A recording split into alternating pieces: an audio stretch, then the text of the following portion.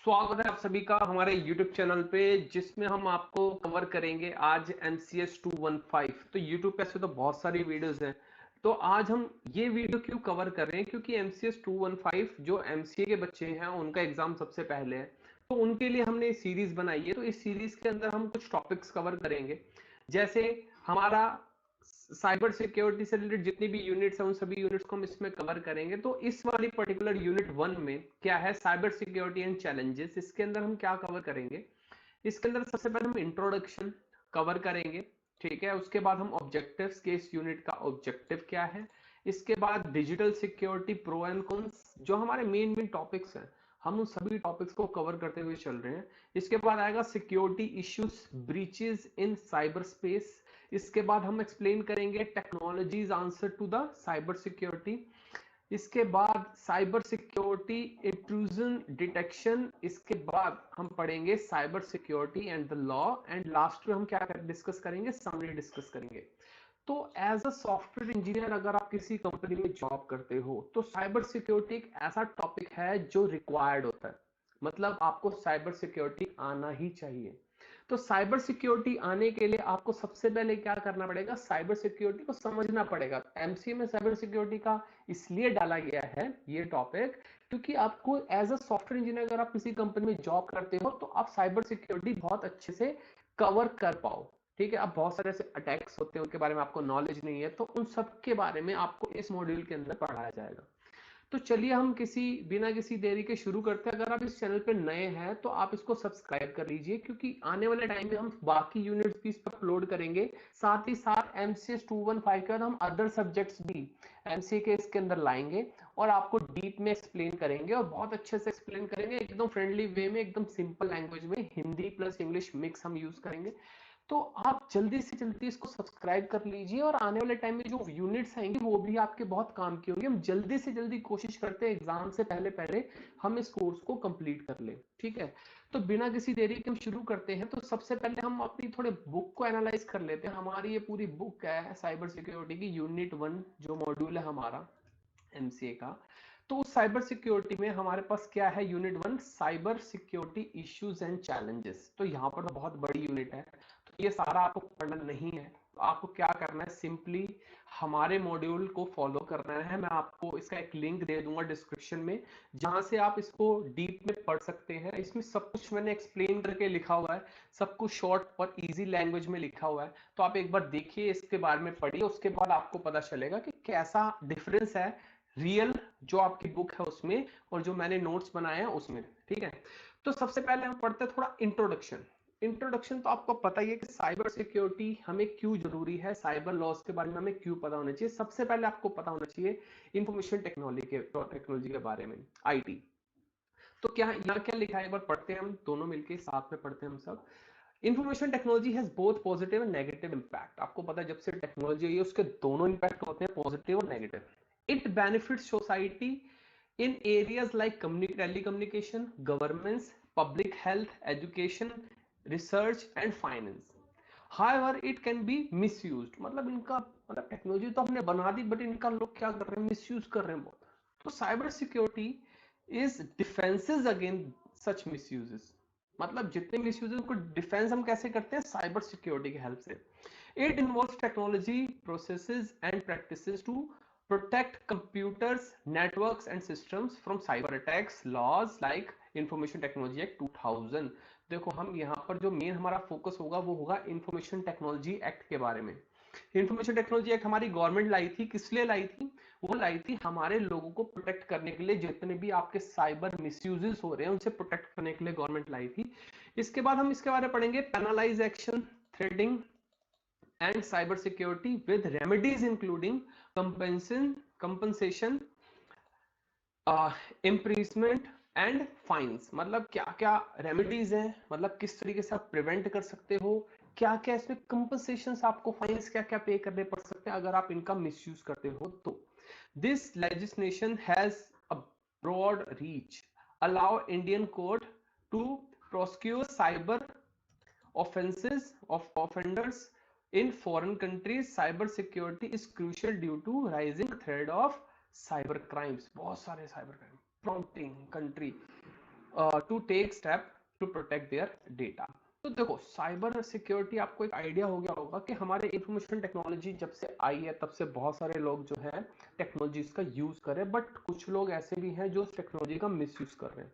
तो उससे प्रोटेक्ट करने के लिए हमारी गवर्नमेंट जो लाई है वो लाई है इंफॉर्मेशन टेक्नोलॉजी एक्ट 2000, जिसके अंदर उन्होंने क्या क्या लिखा है कि अगर आपने ये ऑफेंस करा तो आपको क्या पेनल्टी मिलेगी, क्या पेनल्टी लगेगी, कितना आपको फाइन पे करना पड़ेगा, और मतलब क्या क्या वर्स्ट से वर्स्ट केस हो सकता है, वो सारा हम इसके बारे में यहाँ पर पढ़ेंगे। तो what are the objectives, introduction तो हमारा क्लियर हो गया कि हम क्यों पढ़ रहे हैं। नेक्स्ट है हमारा ऑब्जेक्टिव, क्या क्या ऑब्जेक्टिव है। तो पहला ऑब्जेक्टिव है explain the meaning and need of cyber security, मतलब हमें क्यों जरूरत है साइबर सिक्योरिटी की, उसका मीनिंग, उसका नीड, सारा यहाँ पर हम पढ़ेंगे। Explain the pro and cons of digital security, क्या क्या प्रोज है, क्या क्या कॉन्स है डिजिटल सिक्योरिटीज के। इसके बाद discuss the way which cyber space security is breached, मतलब कैसे कैसे आपको साइबर सिक्योरिटी ब्रीच करके अटैक करा जा सकता है, उन सब के बारे में भी हम यहाँ पर पढ़ेंगे। इसके बाद explain the technology which can be play significant role in preventing cyber security, हम टेक्नोलॉजीज के बारे में पढ़ेंगे। और साथ ही साथ explain laws which aim to protect cyber space and prescribe penalty और punishment for those who poses threat to cyber security. तो सबसे पहला जो हमारा मुद्दा है हम वो समझते क्या है। हमारा मुद्दा जो है, हमें इंफॉर्मेशन टेक्नोलॉजी एक्ट जो हमारा बना हुआ है, इंफॉर्मेशन टेक्नोलॉजी एक्ट 2000 जो हमारा बना हुआ है, हमें मेन फोकस करना है इस एक्ट पे, क्योंकि जो एग्जाम में क्वेश्चंस आते हैं कि कौन सा एक्ट इसमें लगेगा, ये सारी चीजें आपसे पूछी जा सकती हैं। इसके बाद साइबर सिक्योरिटी के अटैक्स के बारे में पूछा जा सकता है, या फिर आपसे एग्जाम में पूछा जाएगा कि बताइए कि कौन से अटैक में क्या ऑफेंस लगेगा, ये सारी चीजें बेसिक चीजें आपसे जो पूछी जाती हैं। तो थर्ड हम आते हैं अपना digital security pro and cons. सबसे पहले समझते हैं what are digital securities. Digital security क्या होती है। Digital security involve safeguard online identity and data assets using tools like software, web services, biometric, firewall, proxy, and encryption tool.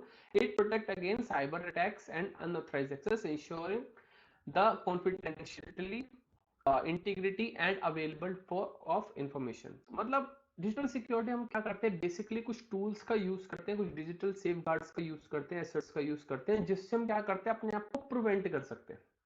But यहाँ पर digital security के मेनली 3 पिलर्स होते हैं, यहाँ पर लिखा हुआ है। पहला है कॉन्फिडेंशियलिटी। कॉन्फिडेंट, आपको पता है ना, कॉन्फिडेंशियल जो आइटम्स होती हैं, कॉन्फिडेंशियल मतलब जो किसी को पता नहीं चाहिए, प्राइवेट हो, ठीक है। जैसे share private information with fewest people to enhance security.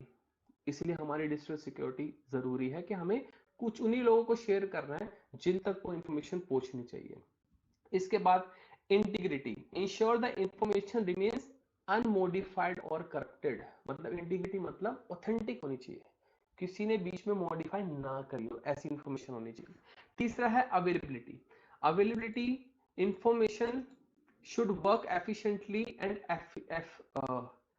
Effectively and efficiently at all time. Okay, तो मतलब जितनी भी इंफॉर्मेशन है हमारी वो एफिशिएंटली हो और इफेक्टिवली हमें हमें हर टाइम पे अवेलेबल, ठीक है। इसके बाद सबसे पहले हम पढ़ते हैं ओईसीडी के बारे में। एक गवर्नमेंट की ऑर्गेनाइजेशन है, organisation of economic cooperation and development.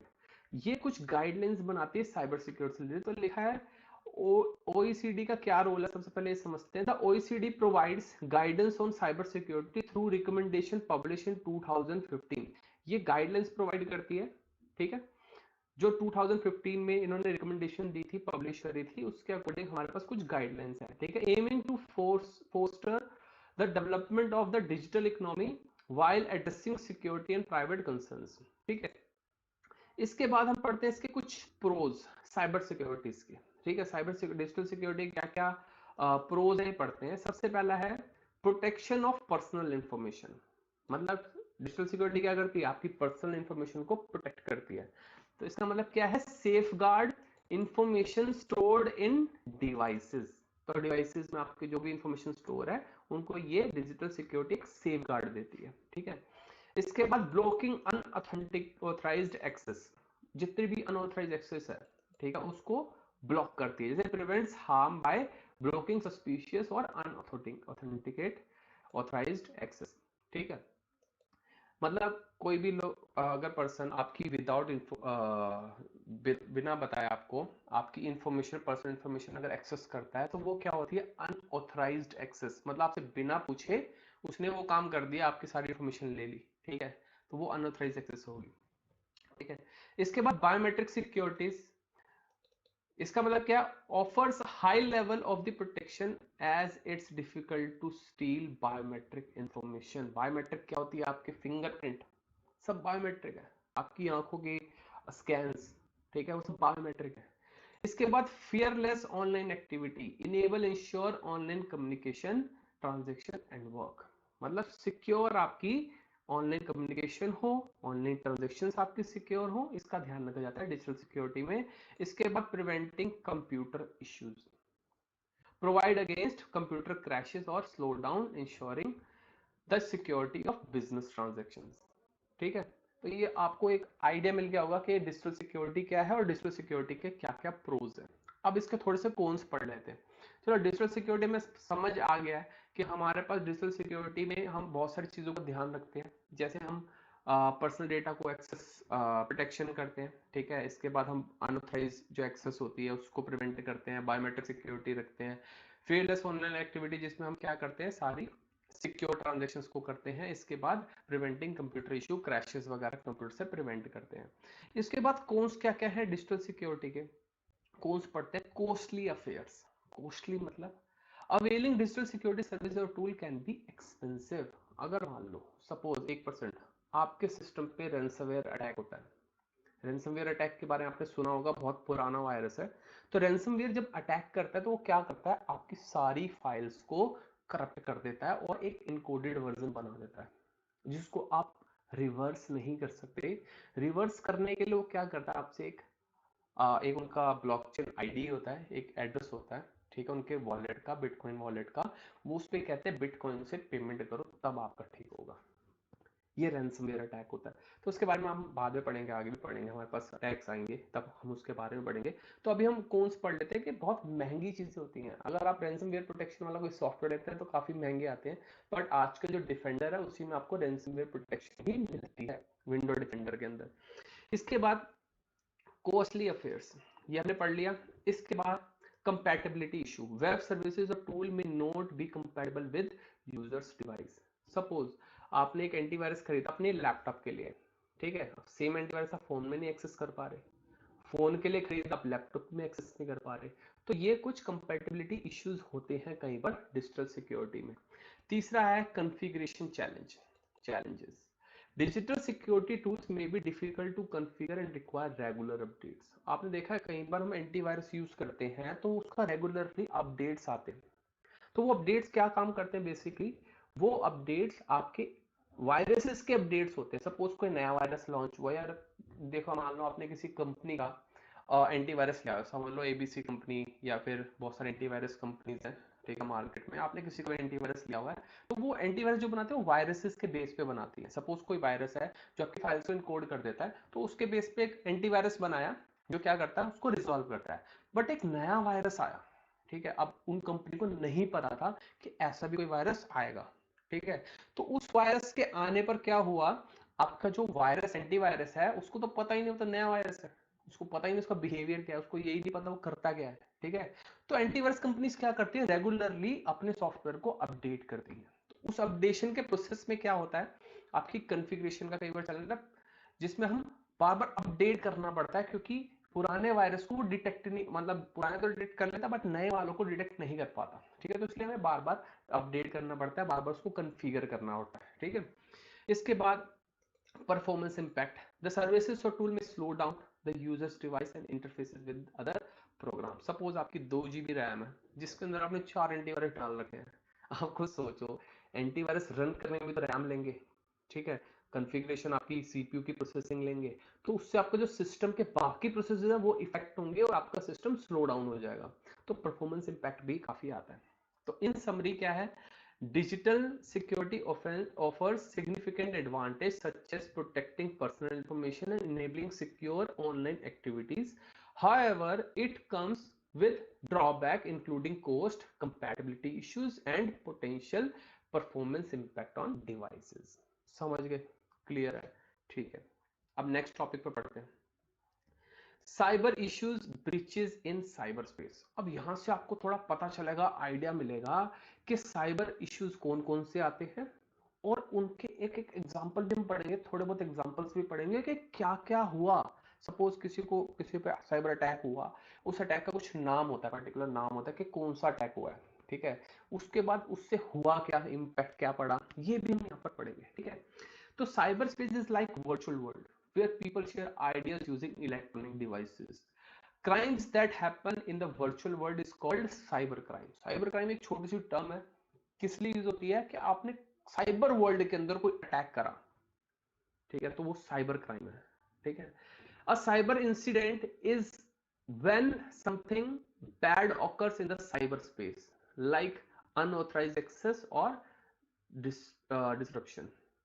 मतलब साइबर इंसिडेंट क्या होता है, आपके साथ कुछ गलत होगा जो आपने सोचा नहीं था। सपोज आपकी फेसबुक कहीं पर लॉगिन होगी, आपको पता ही नहीं लॉगिन होगी, ठीक है, तो ये क्या है, ये अनऑथराइज्ड एक्सेस है।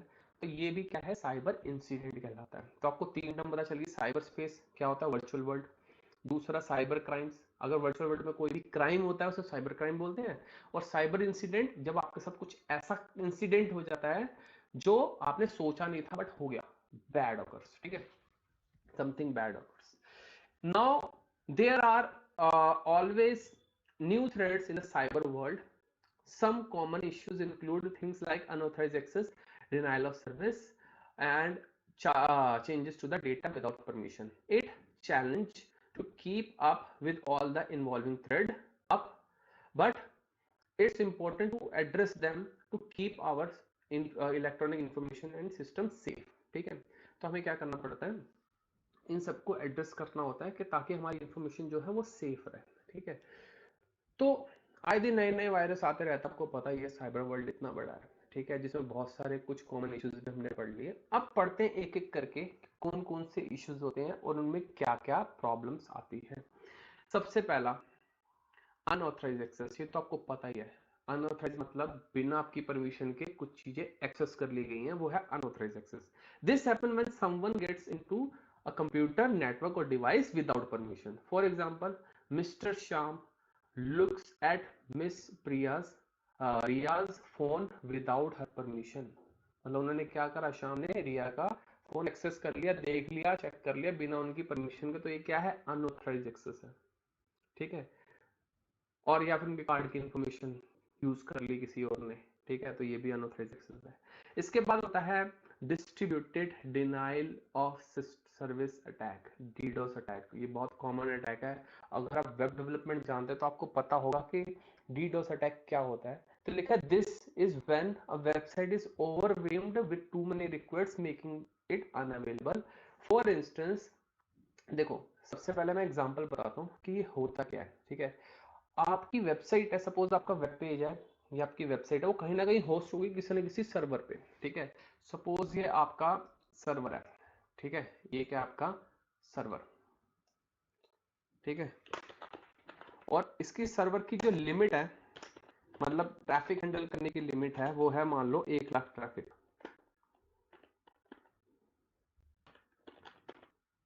ठीक है। 1,00,000 ट्रैफिक आपका सर्वर जो है वो हैंडल कर सकता है, ठीक है।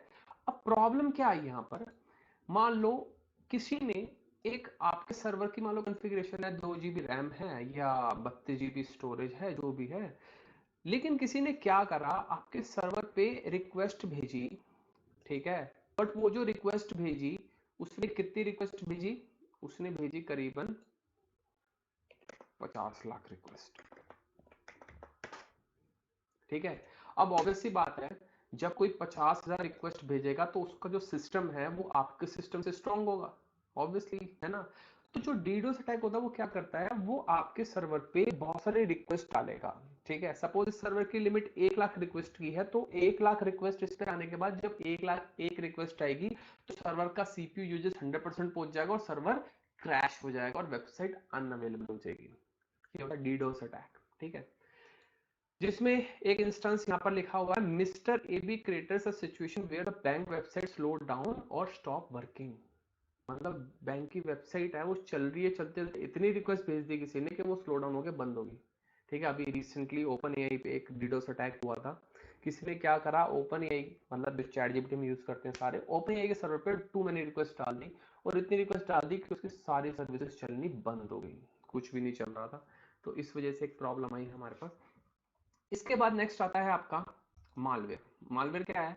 These are the harmful software like viruses and spyware, they can mess up the computer or steal information. An example of I love you malware that spread in 2000 causes damage of file. ठीक है, अब simple सा क्या है, ये एक malware क्या होता है, एक वायरस होता है एक तरीके का। ठीक है, जो वायरस क्या करता है, आपके सिस्टम में जाके आपकी फाइल्स को चेंज कर देता है, मॉडिफाई कर देता है, डैमेज कर देता है, ताकि वो फाइल फिर ओपन ही नहीं होती। तो बेसिकली एक मेल आएगा आपके पास, मेल में एक अटैचमेंट होगी, आप अटैचमेंट को जैसे ही डाउनलोड करोगे और एग्जीक्यूट करोगे वो इंस्टेंटली आपके सिस्टम में चला जाएगा।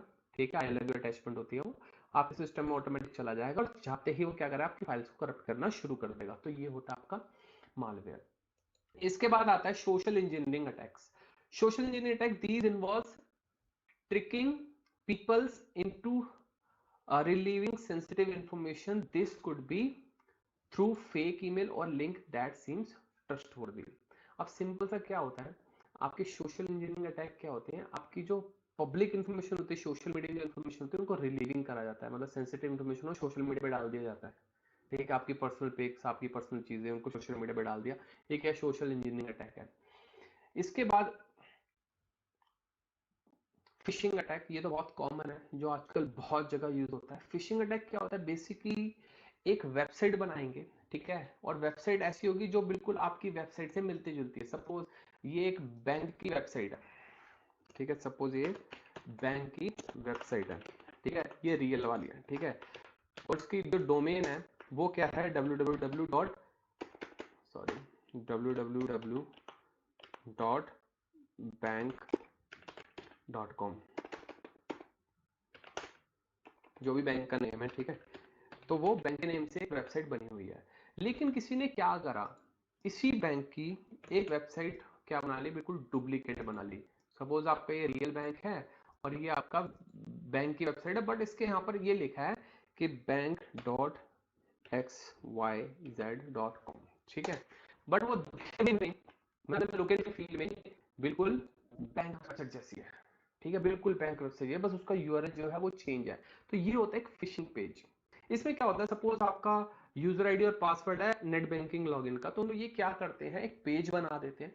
उस पेज के अंदर आपके दो इनपुट बॉक्स होते हैं, यूजर नेम और पासवर्ड, और नीचे कैप्चा होता है। जैसे आप सबमिट करेंगे तो ये सारी इंफॉर्मेशन वो क्या कर देगा, जो आपका अटैकर होगा उसके पास चली जाएगी। तो अगर उसके पास आपकी यूजर आईडी और पासवर्ड आ गया नेट बैंकिंग का, तो आपकी नेट बैंकिंग में बहुत इजीली लॉग इन कर लेगा। तो सिंपली क्या होता है fishing, this is when someone trick you into giving away personal information like passwords by pretending to be a trustworthy source। मतलब वो बताते हैं कि हम ट्रस्टवर्दी हैं, मतलब हमारे पे भरोसा करो, जैसे नकली वेबसाइट बना के कह रहे हैं हम ही असली हैं। ठीक है, trustworthy source, for example getting an email that look like it's from your company's finance officer। मतलब एक ऐसा ईमेल जो आपकी कंपनी का फाइनेंस ऑफिसर, बट वो वहां से नहीं है, वो है कहीं और से, और वो आप पर अटैक कर रहा है, फिशिंग अटैक। ठीक है, इसके बाद नेक्स्ट आता है crypto checking. Crypto checking basically क्या होता है, आपने क्रिप्टो करेंसी का नाम सुना होगा, बिटकॉइंस, इथेरियम, सभी के बारे में सुना होगा। बिटकॉइन वगैरह की क्या होता है, माइनिंग्स होती है। आपको पता है ये बिटकॉइन माइनर्स जो होते हैं वो क्या करते हैं, कंप्यूटर की प्रोसेसिंग का यूज करके अपने कंप्यूटर को चालू रखते हैं और बिटकॉइन की माइनिंग करते हैं। तो क्रिप्टो जैकिंग क्या होता है, वो आपके सिस्टम की अनऑथराइज एक्सेस ले लेगा और बैकग्राउंड में आपके सिस्टम में माइनिंग स्टार्ट कर देगा। ठीक है, बिटकॉइन की माइनिंग स्टार्ट कर देगा। अब आपके सिस्टम की प्रोसेसिंग जो माइनिंग के लिए यूज होगी, तो आपका सिस्टम स्लो डाउन हो जाएगा, है ना। तो उस कंडीशन में क्या होगा, आपके सिस्टम की जो स्पीड है वो बहुत स्लो हो जाएगी। तो देखो क्या लिखा है, इसके बारे में पढ़ते हैं। This is the unauthorised use of the someone's device to mine crypto currency without their knowledge. इसके बाद it can slow down the device. ठीक है, इसके बाद एक्सप्लोटिंग वल्नरेबिलिटी। तो एक्सप्लोइटिंग वर्नेबिलिटी मतलब क्या होता है कि अटैकर्स आपकी वेबसाइट के अंदर एक वर्नेबिलिटी ढूंढते हैं। ठीक है, वो देखते हैं कि कहां पर कौन सा एंड पॉइंट जो है वो हमारे लिए अच्छा है, हम सिस्टम में उसके थ्रू एंटर कर सकते हैं, वो ढूंढने के बाद, वीकनेस निकालने के बाद वो क्या करते हैं, उसकी एक्सेस ले लेते हैं। सपोज आपकी एक वेबसाइट है जिसमें वर्नेबिलिटी है, आपकी फाइल जो है वो अपलोड हो रही है कोई भी टाइप, मतलब एनी टाइप, सपोज वो जेपीजी, पीएनजी या फिर .php फाइल है या .js फाइल है, वो अपलोड हो रही है। तो उस कंडीशन में क्या होता है, सिस्टम की पूरी एक्सेस वो एग्जीक्यूट मतलब ले लेते हैं इन लूप होल्स के थ्रू। तो ये होता है एक्सप्लोइटिंग वर्नेबिलिटी। तो लिखा attackers take advantage of the weakness in the security measures to gain access to the harm device। इसके बाद साइबर फिजिकल अटैक। तो फिजिकल अटैक बेसिकली आपको पता ही है, जो फिजिकली हो। फिजिकली मतलब, अब फिजिकल का मतलब है कि आपके ऑब्जेक्ट्स को, मतलब फिजिकल चीजों को इफेक्ट करे। ठीक है, सपोज एक एग्जांपल लेते हैं, आपके पेट्रोल पंप है, मैंने क्या करा, पेट्रोल पंप को हैक कर लिया। ठीक है, और हैक करके उसमें से बहुत सारा पेट्रोल निकाल लिया। ये तो गलत है, क्योंकि ये एक साइबर फिजिकल अटैक है। तो these attack impact both the cyber and the physical expect. But इसके लिए एक कंडीशन है कि आपकी वो जो इन्फो, वो जो चीजें होनी चाहिए वो टेक्नोलॉजी से जुड़ी होनी चाहिए, मतलब वो डिजिटल होनी चाहिए, तभी आप साइबर फिजिकल अटैक कर सकते हो। ठीक है, जब वो टेक्नोलॉजी से जुड़ी ही नहीं होगी तो कैसे आप अटैक करोगे। ठीक है, लाइक शटिंग डाउन कैमरा और लाइट कंट्रोल बाय टेक्नोलॉजी। ठीक है, मतलब कैमरा आपका बंद कर दिया टेक्नोलॉजी का यूज करते हुए। ठीक है, अब एग्जांपल यहाँ पर देखो, एक और एग्जांपल दिया, cyber attacker take control over the water pumps, control by technology. मैंने बोला ना कि वो डिजिटल होनी चाहिए, वो टेक्नोलॉजी से जुड़ी हुई होनी चाहिए, तभी वो हैक हो सकती है। तुमने क्या कहा, वाटर पंप पे अटैक कर दिया, cause the destruction of the property. ठीक है, वाटर पंप का पानी ज्यादा चला दिया, प्रॉपर्टी खत्म होगी। या attacker take control over the cooling system in nuclear reactor, has the potential to inflict tremendous harm and poses threat to the nation security and safety। मतलब अटैकर ने क्या करा, आपने देखो न्यूक्लियर प्लांट है, उसके लिए बहुत एक कूलिंग सिस्टम लगता है जो उसको ठंडा रखता है, क्योंकि उसमें से बहुत हीट निकलती है। तो किसी ने क्या करा, कूलिंग सिस्टम डिजिटल था, टेक्नोलॉजी से जुड़ा हुआ था, उसको हैक कर लिया। उससे क्या हुआ, कूलर उसका जो बंद हो गया, कूलिंग सिस्टम बंद हो गया। बंद होने से इतनी हीट प्रोड्यूस हुई, न्यूक्लियर अटैक फट गया, मतलब वो रिएक्टर था वो ब्लास्ट हो गया। तो ये एक मतलब साइबर फिजिकल अटैक का एक एग्जाम्पल है। इसके बाद होता है आईओटी अटैक। आईओटी मतलब क्या, इंटरनेट ऑफ थिंग, आप सभी को पता ही है। ठीक है, devices connected to the network like smart home gadget can be hacked if vulnerabilities are exploded. जैसे आप एलेक्सा यूज कर रहे हैं और एलेक्सा किसी ने हैक कर लिया, और हैक करने के बाद आपकी जो रिकॉर्डिंग है, आपकी वॉइस है, वो सुन रहा है। ये क्या है, इंटरनेट ऑफ थिंग अटैक। ठीक है, तो ये सब जितने भी आईओटी गैजेट्स होते हैं आपके घर में, उन पर ही अटैक किए जाते हैं। ठीक है, इसके बाद अगला आता है वेब जैकिंग। ठीक है, similar to hijacking, it's when an attacker take control of the website for malicious purpose। Web checking करते हैं, वेबसाइट को हाईजैक कर लिया आपकी, और आपकी वेबसाइट अब उसके कंट्रोल में है। इसके बाद ड्राइव बाय ड्रिवन डाउनलोड, मतलब आपने कोई ऐसी इंफॉर्मेशन डाउनलोड कर लिया, ऐसी कोई सॉफ्टवेयर डाउनलोड कर लिया जिससे आपका डिवाइस हैक हो गया। ठीक है, ये भी आपका एक रीजन हो सकता है। और जो कॉमन इश्यूज होते हैं, कॉमन सिक्योरिटी इश्यूज जो कॉमनली लोग यूज करते हैं हैकिंग के लिए, ठीक है, हैकिंग पर्पस के लिए, वो क्या है। सबसे पहला इंटरनेट टाइम थेफ्ट, मतलब आपका जो इंटरनेट आप रिचार्ज कराते हो, आपने पैसे दिए बट यूज कोई और कर रहा है। ठीक है, वो क्या है, इंटरनेट टाइम थेफ्ट। ठीक है, इसके बाद unauthorised use of someone's else paid internet hours. ठीक है, इसका अगला होता है की लॉगर। की लॉगर सिंपल सा एक सॉफ्टवेयर होता है जो आपके सिस्टम में इंस्टॉल कर दिया जाता है, उससे आपकी हर एक की स्ट्रोक की वैल्यू पता चलती है। सपोज आप कहीं पासवर्ड डालो तो आपके कीबोर्ड्स के जो कीज होंगे वो पता चल जाएंगे, कौन कौन से बटन दबा रहे हैं, तो मतलब आपका पासवर्ड मुझे पता चल गया। ठीक है, इसके बाद वेबसाइट डिफेंसमेंट। ठीक है, चेंजिंग अ वेबसाइट्स कंटेंट और अपीयरेंस बाय अनऑथराइज्ड इंडिविजुअल। ठीक है, इसके बाद फार्मिंग, ये क्या होता है, redirecting user to fake website to inject malware. ठीक है, ये भी एक टेक्निक है जिससे मतलब कॉमन सिक्योरिटी इश्यूज है। नेक्स्ट है फ्रेकिंग, जिसमें क्या करते हैं, interfering with telecommunication system. Suppose आप किसी से बात करो, बीच में नेटवर्क को इंटरफेयर करके टेलीकम्युनिकेशन से आपकी आवाजें सुनी जा रही है। इसका ईमेल बॉम्बिंग, ये तो बहुत कॉमन है, आपके साथ भी शायद हुआ होगा, sending a massive number of email to overwhelming someone's email account और सर्वर, मतलब बहुत सारे मेल सेंड कर देते हैं। तो ये आपके कुछ टेक्नोलॉजी से रिलेटेड साइबर सिक्योरिटी से रिलेटेड इश्यूज है। ठीक है, इसके बाद technologies answers to the cyber security. अब प्रॉब्लम्स तो आई, बट उन्होंने कहीं ना कहीं सोल्यूशन भी बनाया होगा, है ना। सपोज हमारे पास हम टेक्नोलॉजी यूज कर रहे हैं, हमारे पास बहुत सारे अटैक्स है, बहुत सारी प्रॉब्लम्स है, बट लोगों ने इसके सॉल्यूशंस भी बना रखे हैं मार्केट में।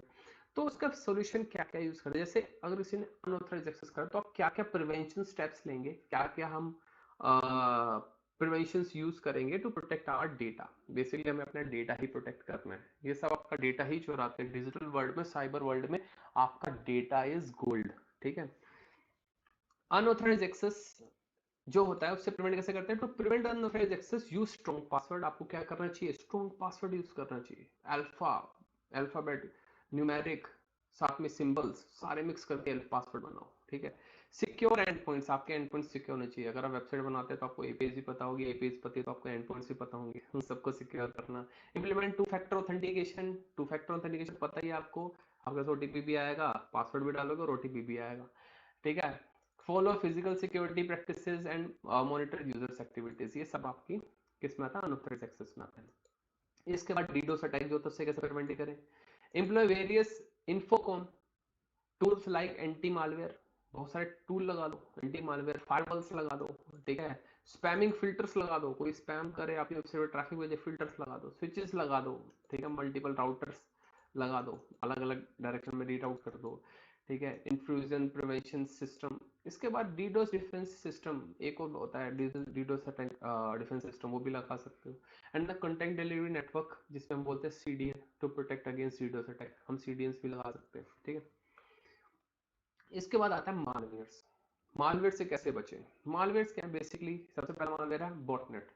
Use VPN secure network architecture and traffic management tool to detect and prevent botnet attack. Botnet से बचने में क्या कर सकते हैं, वीपीएन लगा सकते हैं। रैंसमवेयर, पता है आपको रैंसमवेयर, रैंसमवेयर एक ऐसा मालवेयर है जो आपके सिस्टम में घुस के आपकी फाइल्स को इनक्रिप्ट कर देता है, इनकोड कर देता है, फिर आपसे पैसे मांगता है।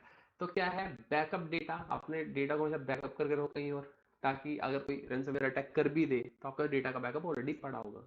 Disable unnecessary ports like RDP to prevent ransomware attack. बहुत सारे पोर्ट्स होते हैं हमारे सिस्टम में जो ओपन हो जाते हैं, जहां से सिस्टम में रैंसमवेयर एंटर कर जाता है, तो उन पोर्ट्स को आप क्या कर रखते हो, ब्लॉक करके रखो, डिसेबल करके रखो। ट्रोजन्स क्या होते हैं, Trojans employ robust firewall, anti spy tools and maintain cyber hygiene to fend off Trojans. Trojans बताया था ऊपर आपको ट्रोजन्स के बारे में, तो ट्रोजन से बचने के लिए फायरवॉल लगानी चाहिए। एंटी स्पे टूल्स आते हैं काफी सारे आपके सिस्टम में, आप वो इंस्टॉल करिए। आजकल तो कुछ ऐसे टूल्स भी हैं, मतलब नाम गूगल को तो डाउनलोड हो जाता है, ध्यान रखना। कभी आप डाउनलोड कर रहे हो और टूल डाउनलोड करा और गलती से आपका वायरस डाउनलोड हो गया और आपने इंस्टॉल करा, सिस्टम खत्म। तो इस चीजों से बचना चाहिए। इसके बाद वॉर्म, वायरसेस, वायरसेस को पता ही है, अगर वायरस अटैक होता है तो मालवेयर रिमूवल आता है। बहुत सारे एंटीवायरसेस भी आते हैं जो ऑटोमेटिक आपका सिस्टम को स्कैन करते हैं। तो ये सब वायरसेस से बचने के हैं। वॉर्म से कैसे बच सकते हैं, utilise internet connection firewall, network intrusion detection software और technologies like domain message authentication reporting DMARC and domain name system security extension DNSSEC, ये दोनों आप यूज कर सकते हो वॉर्म्स के बचने के लिए। इसके बाद नेक्स्ट आता है स्पेवेयर। स्पेवेयर प्रिवेंट स्पाईवेयर या स्पेवेयर स्पाईवेयर बोल लो, ठीक है, with anti spyware tools, sandbox protection and ad popup blockers. मतलब जो आपके पॉपअप्स खुलते हैं कई बार, उनको ब्लॉक भी कर सकते हो स्पेवेयर से बचने के लिए। इसके बाद सिक्योरिटी इंजीनियरिंग अटैक, मैंने आपको बताया था, सिक्योरिटी इंजीनियरिंग ऊपर एक्सप्लेन करा था। ठीक है, सोशल इंजीनियरिंग, सिक्योरिटी नहीं सॉरी, सोशल इंजीनियरिंग अटैक जो ऊपर मैंने बताया था, उससे बचने के लिए हम क्या कर सकते हैं, use network traffic analysis, firewalls, update software, spam protection guard and update blacklist. ठीक है, अपडेटेड ब्लैकलिस्ट। इसके बाद however rising awareness about such attack is considered the most efficient way to fight against them। ठीक है, आपको इसके बारे में अवेयर रहना चाहिए क्या क्या अटैक हो सकते हैं। फिशिंग से बचने के लिए एम्प्लॉय स्पैम फिल्टर्स, आपके मेल्स में आप स्पैम फिल्टर्स लगा लो कि जो आपके स्पैम मेल्स हैं वो सारे आपके स्पैम में जाए, इनबॉक्स में ना आए। वेब फिल्टर्स लगा लो। रेगुलर पैचिंग आप यूज कर सकते हो। इसके बाद SSL certificate secure online traffic के लिए, ये सारा फिशिंग से बचने के लिए यूज कर सकते हो। इसके बाद क्रिप्टो जैकिंग मैंने बताया था, भाई बिटकॉइन माइनिंग कर लेंगे आपका सिस्टम यूज करके। हाँ हो गया, क्या क्या होता है, ये चीजें भी होती हैं, हाँ होती हैं। Use anti crypto mining extension आती है हमारी कुछ, वो भी आप यूज कर सकते हो। एंड पॉइंट प्रोटेक्शन लगा सकते हो, वेब फिल्टरिंग टूल्स लगा सकते हो, and network monitoring solution to prevent crypto jacking. ठीक है, ये सारी चीजें आप कर सकते हो। इसके बाद एक्सप्लोइटिंग वर्नेबिलिटी मैंने बताया था, ये भी वर्नेबिलिटी अटैक एक ऊपर एक्सप्लेन करा था। इससे बचने के लिए क्या कर सकते हैं, reduce the chances of the vulnerability exploitation by patching operating system, check करते रहो, पैच करते रहो। इसके बाद enabling SMB signing and implementing network segmentation. तो ये सारे कुछ मेथड्स हैं, इनके बारे में आप डीप में पढ़ सकते हो।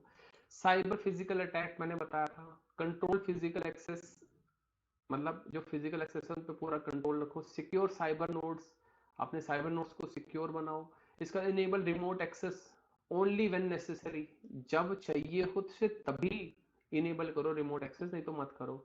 And implement two factor authentication, ठीक है, to combat cyber physical attacks.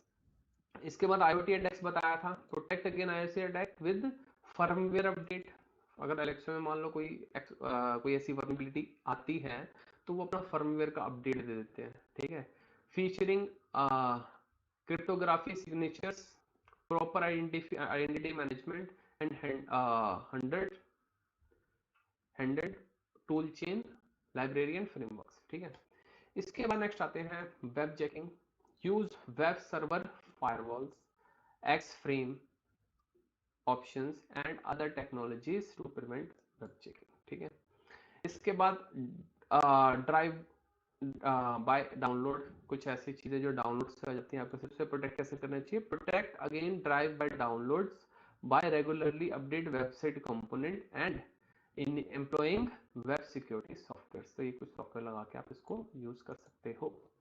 तो यहाँ तक हमें बहुत अच्छे से समझ आ चुका है। अगर आपको कोई भी डाउट है, कोई आपको लग रहा है कि हाँ ये चीज गलत है या फिर ये ऐसे नहीं होना चाहिए, तो आप कमेंट करो, फ्री होगे, कोई दिक्कत नहीं है।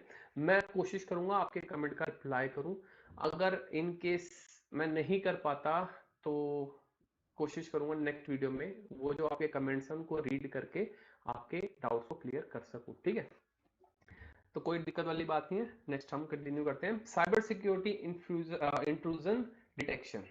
ठीक है, अब इमेजिन करो, imagine your computer as a fortress and cyber intruders are trying to break it. ठीक है, साइबर इंट्रूडर्स क्या कर रहे हैं, आपके सिस्टम को ब्रेक करने की कोशिश कर रहे हैं। ठीक है, intruders detection system are like watchful guard. जैसे आपने देखा होगा, एग्जांपल समझो, सपोज आपने देखा होगा ये बैंक है। ठीक है, ये क्या है, एक बैंक है। मैं बैंक बहुत बना रहा हूँ आजकल, नए नए बैंक खोल रहा हूँ। ठीक है, कोई दिक्कत नहीं। अब बैंक के बाहर ये एक हमारा चंपकलाल है, जो क्या है, जो यहाँ बैंक में काम करता है। ठीक है, चंपकलाल, इसको थोड़ी अच्छी से ड्राइंग बनाते हैं चंपकलाल की। ठीक है, ये चंपकलाल है, और चंपकलाल क्या करता है, इस बैंक के अंदर गार्ड की नौकरी करता है। ये क्या है, बैंक का गार्ड है। ठीक है, तो गार्ड का क्या काम होता है, गार्ड का काम होता है बैंक को प्रोटेक्ट करना। ठीक है, बैंक को प्रोटेक्ट करना। अब सिंपली क्या होता है, अगर मान लो बैंक पे किसी का अटैक हुआ तो गार्ड क्या करेगा, पुलिस को फोन कर देगा कि भाई अटैक हो गया, पुलिस आ जाओ फटाफट, मैं तो देख ही रहा हूँ, बाकी देख लेंगे, है ना। तो इसने क्या करा, पुलिस को बुला लिया। सेम उसी तरीके से साइबर सिक्योरिटी इंट्रूजन डिटेक्शन क्या होता है, एक सिस्टम होता है जो क्या करता है, अगर कोई इंट्रूडर आपके सिस्टम के अंदर घुसने की कोशिश करता है तो वो आपको इन्फॉर्म कर देता है कि भाई कोई तो घुस रहा है आपके सिस्टम में। ठीक है, कोई तो अटैक कर रहा है आपके सिस्टम में। तो उससे बचने के लिए हम क्या करेंगे, उससे बचने के लिए हम क्या करेंगे, उससे बचने के लिए हम बहुत सारे मेथड्स यूज कर सकते हैं, बहुत सारे इंट्रूडर डिटेक्शन सिस्टम हम बना सकते हैं। मतलब हमारे पास कुछ कैटेगरीज होती है इंट्रूडर डिटेक्शन सिस्टम्स की। अब एक बार पढ़ लेते हैं इसके बारे में गहराई से। ठीक है, तो intrusion detection system act like watchful guard, मतलब गार्ड की तरह एक्ट करता है। Keep an I on the traffic, हमेशा ट्रैफिक को देखता रहता है। इन एंड आउट, कितना आ रहा है और कितना जा रहा है ऑफ योर कंप्यूटर और नेटवर्क, आपके कंप्यूटर नेटवर्क में। Their job is to spot anything suspicious might harmful your cyber security. मतलब ये चेक करता है कि ऐसा तो कुछ नहीं हो रहा कि आपका सिस्टम जो है वो एबनॉर्मल बिहेव कर रहा है। मतलब नॉर्मल बिहेवियर ठीक है, कुछ अगर एक्स्ट्रा अलग से बिहेव कर रहा है तो उसके लिए हमें क्या करना पड़ता है, साइबर सिक्योरिटी इंट्रूडर्स डिटेक्शन लगाना पड़ता है। ठीक है, तो इसमें कितने टाइप के होते हैं type of intruder detection system. सबसे पहला है नेटवर्क बेस, जिसमें हम क्या करते हैं, watch is the traffic moving through the network. हम ये चेक करते हैं कितना ट्रैफिक नेटवर्क से आ रहा है और जा रहा है। ठीक है, इसके बाद नेक्स्ट होता है होस्ट बेस्ड। होस्ट बेस्ड क्या होता है, monitoring activity on individuals computer, कि किस होस्ट से हमारे पास बंदा आ रहा है। इसके बाद हाइब्रिड। हाइब्रिड जो है वो कॉम्बिनेशन है किसका, नेटवर्क बेस का और होस्ट बेस का, ये हाइब्रिड होता है। इसके बाद application base, focus on the specific software application, ये एक पर्टिकुलर एप्लीकेशन डिटेक्ट करता है कि पर्टिकुलर एप्लीकेशन में कोई दिक्कत तो नहीं आ रही। इसके बाद protocol base, monitoring communication protocol for unusual behaviour, ये चेक करता है कि आपका कुछ अनयूजुअल बिहेवियर तो नहीं हो रहा प्रोटोकॉल में, कोई अलग प्रोटोकॉल तो यूज नहीं हो रही। ठीक है, इसके बाद डिटेक्शन मेथड, सबसे पहला होता है signature base, recognise known harmful pattern और इंस्ट्रक्शन। और दूसरा होता है एनोमली बेस्ड, जिसमें हम कहते हैं learn what normal activity looks like and alert if something unusual happen. ठीक है, ये भी दो तरीके के डिटेक्शन मेथड्स होते हैं। ठीक है, अब कैसे ये वर्क करते हैं, हाउ डे वर्क्स। जो सिग्नेचर बेस होता है वो कैसे वर्क करता है, like recognising a non criminal face, मतलब हर किसी को चेक करेगा कि ये कोई बंदा क्रिमिनल तो नहीं जो हमारे इस पर अटैक कर रहा है, चेक करता है। ठीक है, और वो पैटर्न को एनालाइज करता है कि क्या पैटर्न है इसके अंदर, कितनी बार आ रहा है, 10 बार आ रहा है, 50 बार आ रहा है। अगर 100 से ज्यादा बार आ रहा है 1 मिनट के अंदर तो ये तो बहुत बड़ी बात है, क्योंकि 1 मिनट के अंदर कोई बंदा 100 से ज्यादा बार आ ही नहीं सकता। इसके बाद एनोमली बेस क्या करता है, watch for the anything deviating from the usual using machine learning. ये एमएल का यूज करता है, मशीन लर्निंग का यूज करता है, ऑटोमेटिक डिटेक्ट करता है कि क्या कोई अबनॉर्मल एक्टिविटी हो रही है कि नहीं। ठीक है, मशीन लर्निंग मॉडल लगा होता है इसके अंदर। इसका बेनिफिट्स, इसके क्या क्या बेनिफिट्स हैं, सबसे पहले क्या है, रेगुलेटरी कंप्लायंस। ठीक है, help follow IT related issue, क्या करता है, ये हमें मदद करता है आईटी रिलेटेड इशू रूल्स को फॉलो करने के लिए। ठीक है, नेक्स्ट है security standards, maintain high level of security, ये बहुत हाई लेवल की सिक्योरिटी को मेंटेन करे रखता है। अलर्ट अगेंस्ट मालवेयर, अगर आपके सिस्टम में कोई मालवेयर घुस जाता है, ठीक है, तो ये क्या करेगा, आपको अलर्ट कर देगा। ठीक है, इसके बाद countering cyber attacks, measure the number of the type of attacks, मतलब कितने आपके अटैक हुए, कितने टाइप के अटैक हुए, डीडोस कितनी बार हुआ, क्लिक जैकिंग कितनी बार हुई, ये सारी चीजें डिटेक्ट कर लेना। ठीक है, अब इनको जब लगाते हैं हम अपने सिस्टम में, सपोज आपकी एक वेबसाइट है, मान लो आपकी एक वेबसाइट है, यहाँ पर एक वेबसाइट बनाते हैं अपनी, ये हमारी एक वेबसाइट है। ठीक है, अब इस वेबसाइट के अंदर आपको क्या करना है, देखो 24 घंटे तो आप देख नहीं सकते कि हाँ कितना ट्रैफिक आ रहा है, कितना ट्रैफिक जा रहा है, कौन सी प्रोटोकॉल से आ रहा है, कौन सी प्रोटोकॉल से जा रहा है। ठीक है, तो हम क्या करेंगे, सिंपली ये चेक करेंगे कि कितना ट्रैफिक हमारी वेबसाइट पे आ रहा है और कितना जा रहा है, किसकी हेल्प से, इस सिस्टम की हेल्प से, cyber security intrusion system detection. ठीक है, अब सिस्टम में हमें ये पता चल गया कि अगर कोई एबनॉर्मल एक्टिविटी होती है तो हमारे पास, हमें पता चल जाएगा कि हाँ ये एबनॉर्मल एक्टिविटी हो रही है। बट यहाँ पर कुछ चैलेंजेस भी आते हैं हमारे पास, जैसे हमारे मान लो वेबसाइट पे 1 लाख ट्रैफिक आ रहा है, ठीक है, और कभी कभार 10 ट्रैफिक आ रहा है, तो ये तो बहुत बड़ा चेंज है, तो इसको तो इजीली डिटेक्ट कर लेगा। बट कई बार ना हमारे पास फॉल्स नोटिफिकेशंस भी आ जाते हैं, फॉल्स अलर्ट भी आ जाते हैं। तो फॉल्स अलर्ट का मतलब क्या है, false alarms, sometimes raise alert even when there is no real threat, कोई असली वायरस आता भी नहीं है ना, कई बार खुद ही बताया था भाई वायरस आ गया, वरना दहशत में मर जाएगा कि भाई वायरस कहाँ से आ गया। ठीक है, इसके बाद इनक्रिप्शन डिफिकल्टी, मतलब कई बार क्या होता है, मैसेज इनकोडेड होता है, ठीक है, उसको रीड नहीं कर पाते तो वो इनक्रिप्टेड होता है, तो कई बार हमें प्रॉब्लम आती है कि हाँ डिटेक्ट नहीं कर पाते हम कौन आ रहा है कौन जा रहा है। सपोज कोई बंदा आ रहा है जिसका पैरामीटर इनकोडेड है, हम डिटेक्ट नहीं कर पाएंगे भाई कौन है ये। इसके बाद कॉन्स्टेंट अपडेट, मतलब हमें रेगुलरली अपडेट रखना पड़ता है, उस चीज को, सिस्टम को अपडेट रखना पड़ता है। इसके बाद expert oversight, ideally manage by the skilled expert, मतलब हमें एक एक्सपर्ट बनना चाहिए जो उस चीज को मेंटेन कर सके। ठीक है, तो आपको से नोट्स की कोई प्रॉब्लम नहीं है, ये नोट्स मैं शेयर कर दूंगा आपके साथ, लिंक आपको डिस्क्रिप्शन में मिल जाएगा। और अगर आपने अभी तक सब्सक्राइब नहीं करा तो सब्सक्राइब कर लीजिए, क्योंकि आने वाले टाइम की नोटिफिकेशन आपको आ जाएगी, और बेल आइकन को क्लिक कर लेना, ठीक है। नेक्स्ट आता है cyber security and the laws. अब यहाँ पर आपको मुद्दा समझा जाएगा कि अगर किसी ने कोई हरकत करी आपकी वेबसाइट में, आपकी वेबसाइट कोई उंगली करी, तो आप उसके खिलाफ क्या एक्शन ले सकते हो, कौन सी धारा लगेगी, सब यहीं पढ़ेंगे हम, ठीक है। इसके बाद हम यहाँ पर पढ़ते हैं सबसे पहले cyber law. What is the cyber security या साइबर लॉ, ठीक है। Cyber law is like a set of the rules and regulation made by the Indian government to manage the and control security issues in the cyber world. Cyber world बताया था ना आपको, याद है ना अब आपको, ठीक है, कोई दिक्कत नहीं। इसके बाद की components of cyber law. The main law governing cyber security in the India is the information technology act 2000, जो सबसे पहले लिखा था मैंने, इंफॉर्मेशन टेक्नोलॉजी एक्ट 2000। ये मुद्दा समझ लो, इंफॉर्मेशन टेक्नोलॉजी एक्ट 2000 यहाँ पर यूज हो रहा है, ठीक है।